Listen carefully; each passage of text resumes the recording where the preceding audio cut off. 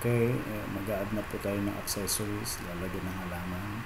I-click po natin yung accessories doon.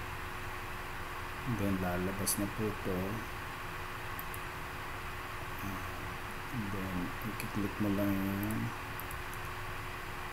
rotate about X. Ayan po. Tapos drag yung cursor sa corner.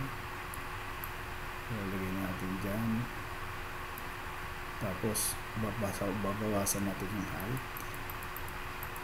Maganda tingnan. Tapos papatungan po natin ng isang path pa siya para mas magandang tingnan. Ito po, itong path na to.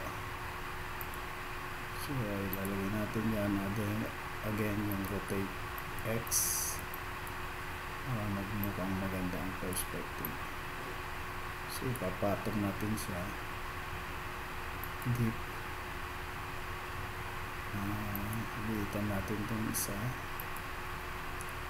yung width, and then cast yung shadow. Patanggalin natin yung shadow niya para maganda tingnan. Okay, so yan na po.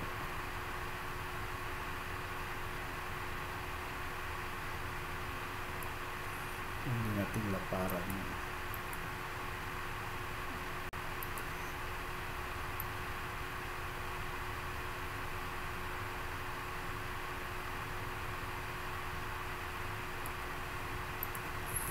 Okay, yan po ang pag-a-add ng accessories. Magandang tingnan.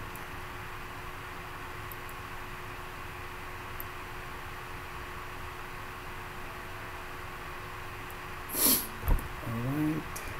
Okay, next video.